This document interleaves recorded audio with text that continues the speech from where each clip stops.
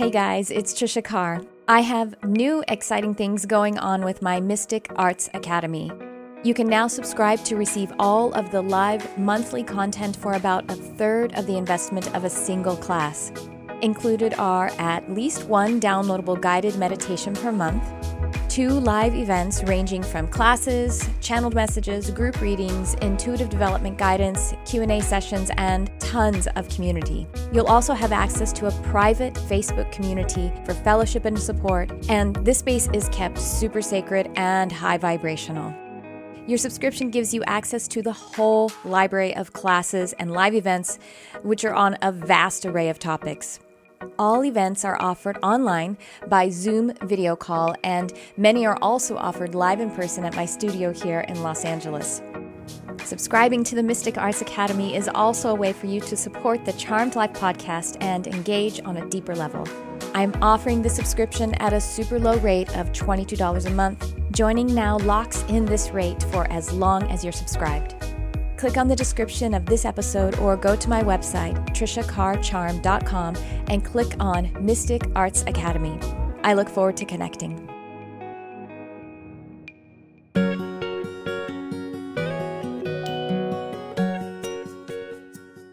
Hey everyone, it's Tricia Carr. Welcome to this phase 19 of 29 days of lunar phase and this mini episode of Charmed Life.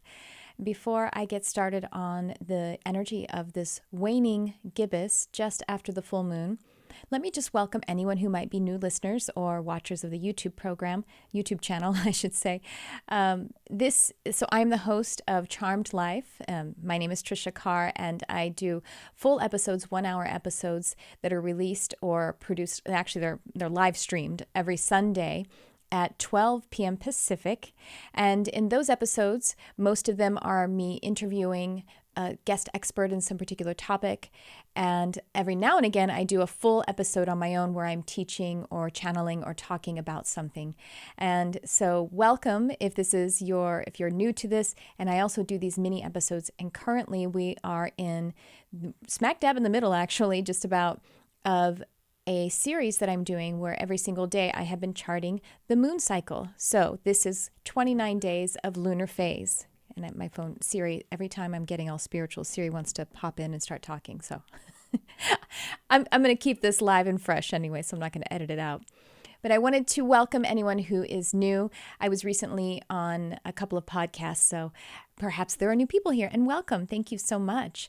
So I hope you enjoyed this. You can listen to any of these episodes if this is the 19th day of charting this lunar cycle, and we're here present together. So it's not like you had to be with us since the new moon in order to be up to speed with what's going on. We're all here today together. And even if you are watching this on some other day, some other time of some other moon cycle, you will be gaining something from it because you'll have questions, you'll have resonances with it. Why do I know that? Because that's how energy works. You came here and you contributed your intention to this, and that is being included in what we are experiencing here, what I may be speaking about, and what others who are resonating with it are also experiencing. Sorry, the cat here. And that's just how energy works. Time and space is not is subject, meaning that it belongs to energy, not the other way around. We actually create time and space from the soul perspective. The soul, the energy of the multidimensional consciousness, creates time and space. Therefore, it is a property. It is a tool of the higher self, if you want to say that. It is a tool of the being. And so if you are reaching this audio or YouTube video, this podcast, however you're connecting with it, at whatever time, in whatever space, it is perfect timing. It is perfect synchronicity. Having said that, I will talk now about the waning gibbous. We just had a very powerful full moon. We had a very interesting overall lunar cycle because it started pretty early pretty early on in the Mercury retrograde. We were in Mercury retrograde with this lunar cycle beginning. I have a sneeze now.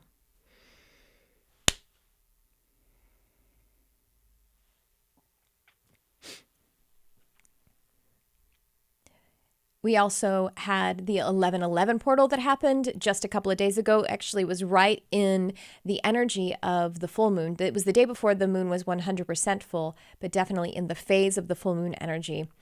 And we also had Halloween that was really proximate to this lunar cycle. It didn't start on Halloween, but it all kind of started all around this time, the changing of the season, and just really amazing, powerful, ascension energy-oriented stuff, y'all. And now we are in the Waning Gibbous. So just past the full moon being the harvest, the full moon being the demonstration and the outpicturing, the mattering of your manifestation. As the moon begins to descend from the full moon experience, we call it the Waning Gibbous. Gibbous means bulging. Gibbous is what the moon is called when it is more than 50% illuminated. So now, and it's waning. So waning means to be diminishing. And as at the beginning of the cycle, after the new moon, after the first quarter, with the half moon basically, then it is a waxing gibbous. So it is a bulging and expanding. And now it is bulging, but it is contracting. And so if we had just pulled in our harvest and just put it in the model of harvest of pulling in the crops, the crops were ripe and now we have brought them in. We have had our feasting and we're perhaps still in our feasting. And so what it is best to, the energy of this right now is best to align with the offering of the moon, which is gratitude, service as well, sharing, and anything else that would be releasing, because it would be a time to just begin to think about the new intentions, to be reviewing the manifestation and the process that we just went through, sifting and seeing what seeds were best and which ones we want to enhance and put in new soil. Just the very beginning, but we're still quite full, and it is still the time to share. And I think the human tendency is to be judgmental of ourselves, judgmental of the world, you know what I mean? Judgmental of what's outside of us. And then we put pressure on ourselves because what we are manifesting isn't good enough or isn't, it isn't maybe as abundant as, I don't know, Will Smith and Jada Pinkett. I just think of two super rich people, whatever your icon of whatever kind of abundance it is, because it could be something that is activity or some other resource for you. Or relationships. And so if we do find ourselves kind of in that urge of the human tendency to judge or to be disappointed in some way about the manifestation, now I'm not saying that you are, but if we are, and even if we aren't, this is the energy to enhance. How about that? Is the energy of gratitude, because you have manifested this bounty, this beauty, and you did it with the co-creation of a benevolent universe. And so being able to share as well. If we had pulled in this big harvest, we would want to share it with our family, with our neighbors. Service comes in there because we also are celebrating and we are offering, we're making offerings to one another. If we were having a big feast, then some of us would be tending to certain tasks, and it would be a joy to be able to consume the abundance together and at the same time use the resources wisely. So wisdom is a very high frequency to align with this at this time, because just in that harvest time, having done the process of manifestation, we are at our wisest at this time. And so aligning with the frequencies that are available, that are being offered by the moon, by the ecosystem, by the universe, gratitude, sharing, service, and wisdom. These are the energies, and you can do it in whatever situation you are in because you are here. And in the present moment, in the now, there isn't anything to truly want for. You are here. And there is always a depth of all of these qualities, a way to be grateful, a way to share, a way to be of service, and a way to experience your wisdom, because your wisdom is the infinite wisdom of the universe. I have a couple of stories for you to talk about a couple of those energies there. One is a friend of mine. I think he's told this actually on my program before, but just in case he hasn't, I'm not going to say his name. I know he wouldn't mind me telling the story, so I'm not talking about a client, and I'm not telling anyone's secrets, but I'm just not going to identify him in case he wants to tell it afresh some other time. Anyway, so he was having a very, very challenging time. Like, at a kind of rock bottom, really, really struggling in, the physical world. He had his health, but the physical world and, financially and like emotionally and relationship wise, everything was just really, really difficult. And so he was having such a hard time that he just decided, as a part of his spiritual practice, being of service is something that you focus on. And so in that time of hardship, he realized, well, what I have is my health. I have my strong back, and I'm so grateful for my health and my strong back. I have my will. I have my clarity, if I choose it, and I have my ability to be of service. And so I'm going to give this gift to myself to be of service to someone. And he had a friend who was older, and she didn't have her health. She had some real problems with her body, and she needed to move something. Now I think she has decent resources, or she has a history of having, being fairly wealthy or being successful in some way or another. It's not that important except for how the story ends. But she really needed help with doing some physical labor and just having someone support her that day. And so he aligned with that, and he went and he helped her with his strong back, with his ability to give himself the gift to serve another person, because by serving someone else, we are in the frequency of receiving as well, because those two frequencies are not, even though they're polar opposite, they cannot exist without one another. And so you experience both. When you're of service, you also experience being abundant. And so he did this work, and at the end of the day, she was like, well, let's go over to my friend's house. She has this lovely, beautiful mansion kind of, or something like that. And it was like a summer day, and she's invited us over for, a dip in the pool. And so he did go and meet this friend and dip in the pool. And they were there just less than a half an hour, and discovered that this person, the person he had just met, of whom he was a guest in this pool, this beautiful pool, needed to hire someone who did exactly what he did. And so by the end of the day, after a couple of hours, he had a check, because he was having financial hardships at the time. He had a check for, like, I don't know, I'm just going to give you a round number, but it was something as remarkable as $20,000 as a deposit for his services. And he was redeemed, you know what I mean? Like he said, giving myself the gift of service to be able to serve someone else served him, and it came back to him. So this is how powerful we are when we activate fully, with our full intention, with our full action, with our full heart. This is the time of heart, this moon. Then the frequencies that we align with just do manifest. And another story. This one I have told on Charmed Life before, I'm sure, or on my YouTube channel at some point. And this is about me with a tree and an elf. I was about to go on a trip with my husband, and I was meditating, and I have a tree in my backyard. So I guess I should set this up a little better. I have a tree in my backyard that is a key lime tree. It's so lovely. It's really, really beautiful. And it was actually around this time of year, because around this time of year, that key lime tree, citrus is actually more of a fall and winter fruit. And so it's most robust in its fruiting, and it is just raining these beautiful, delicious key limes at this time of year, and for several weeks until it gets very, very cold. I'm in Southern California, but when it gets much colder. And so this tree was raining down limes. And like I say, really beautiful fruit. They're so delicious. And so I was meditating. We were about to go on this trip. And I was meditating and basically asking for abundance and asking for help. But I was doing it in a way that was more activating the lack of it. You know what I mean? Not in the grateful way. I was kind of, I don't want to say complaining, but I was judging myself, and I was wanting to get out of the judgment. So I wasn't just whining or being a victim. I was like, I recognize this is where I am, and how do I align with, abundance, because I'm feeling stressed or whatever. And I had heard a guide, this guide that I think I had already connected with this guide before. And this guide is a nature spirit, a nature elemental. These are real, like in the fairy realm. And this particular nature spirit or elemental being is in the fairy realm, like in that tier of nature spirits.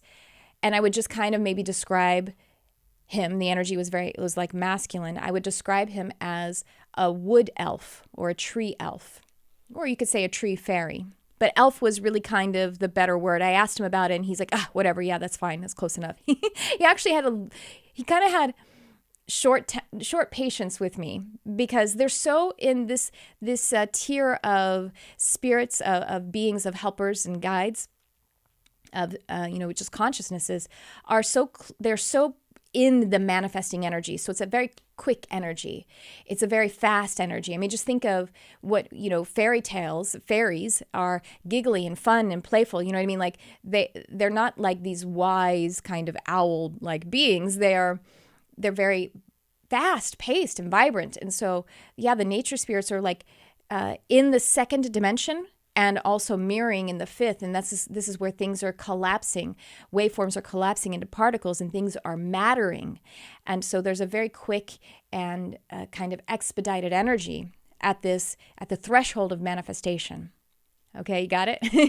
And so this guide, this wood elf, the name I had given him was Franklin. I asked him to give him Franklin. He's like, sure, fine, whatever. And I'm kind of making him like he's fussy, but he's very benevolent. He's very loving. They're very loving. They're so loving that they are kind of, I want to say, like encouraging us, really trying to motivate us to be the truth that we are, which is loving, which is manifestors, which is creators. Because the ones who get unity a little bit better, or the ones who are at least at this time getting unity or have purposes that are more about doing that kind of trailblazing and leading and light working, you might say, just to speak it very generally. I'm not saying some people are more special than others, but these beings do want those types of people, if you want to call us light workers, to have the abundances, to have the resources, because then the distribution will start to become fairer. You see what I mean? Rather than someone who is in separation consciousness and the distribution becomes constricted, because when you're in separation consciousness, you hang on to the resources and you don't share. All right, so I'm meditating, about to go on this trip. Trees raining down limes. Franklin clearly works with that tree.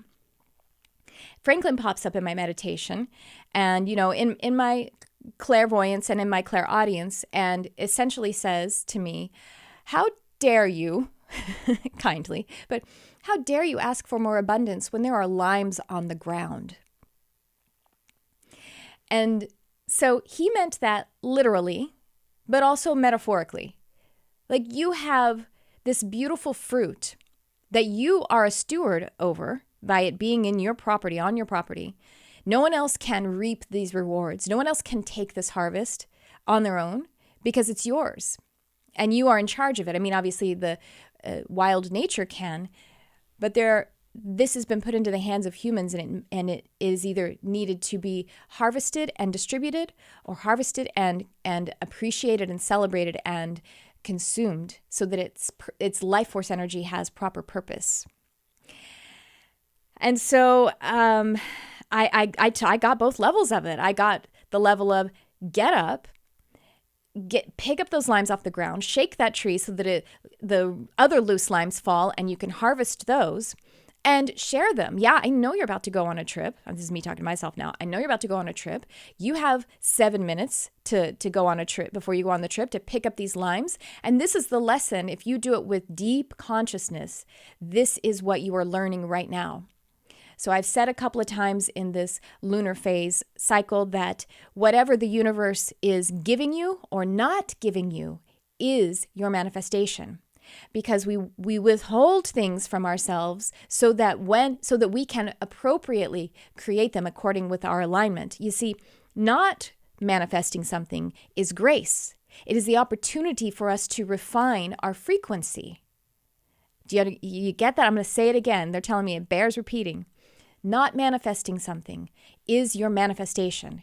It is the grace that allows you to hone your frequency so that you can manifest or create something that is properly, more authentically, more beautifully and perfectly aligned with you and your soul essence. I mean, we all can think about a relationship that we manifested that didn't work out so well, or maybe some job or something, something uncomfortable. We manifested it. And then we had to unmanifest it or learn some really hard lessons because the dynamics of it. Whereas if we had had some relief from that and we had not manifested it, then we would have still learned the same lessons, but we might have done it in grace and peace instead. So the places where we aren't manifesting something is your harvest as well. Those are the metaphorical limes on the ground too. And it means to go into what you have now and reap the rewards that you have, celebrate and consume the abundance that you have, because there are limes on the ground for all of us. There just are, I believe. I'm pretty certain in some respect. That could be in, resources that have to do with money or opportunities or relationships, support that others give us or that we could give others. So again, back to the sharing and the wisdom. And so I heeded Franklin's lesson. I was picking up the limes off the ground, and my sweet husband, Brian, comes out and he's like, "What are you doing?" And I was like, "Got to pick the limes up off the ground. Franklin told me." I told him the short story real quickly, and he's like, "Okay, I think I get that. So I'm going to help you." Like I told him really quickly, and he was like, "Yeah, limes on the ground." And it's something, it was over a year ago. It's become something that we say now, there are limes on the ground. There are limes on the ground. Not only that, but the metaphor about, the thing that I was asking for more abundance around. I already had abundance that I wasn't tapping into and properly utilizing, celebrating, consuming, expanding from that place. So you have limes on the ground. The places the things that you have manifested, and even where you haven't manifested, there is beauty and there is grace there, and there is a way to align with it in peace and wisdom. Be grateful, be at peace, be in the energy of service and sharing, and be your wisest self, because your wisdom is the wisdom of the universe. We already have, by the transient property of energy is just one energy, we already have everything that we need. Everything that we desire and we need, we are connected to, because there is only one energy. And with that, I will say thank you so much for making it to this waning phase. Now, I'll tell you also with the waning phase, we are getting quieter. We are getting graver, meaning like we are getting that kind of wise feeling. And it is a time to start being a little more on the introspection side, but also the planning. It's a kind of dual experience. We'll really start to hit the planning a little bit, toward the end of the waning, toward the end of the gibbous phase, and right around the third quarter when we're at the half moon again. And I will say thank you. Again, I think I already said it. I am so grateful for you. And any wisdom that I experience by doing this, that is because of you. Thank you for contributing your wisdom, your light. And thanks for tuning in. I love you, whoever you are.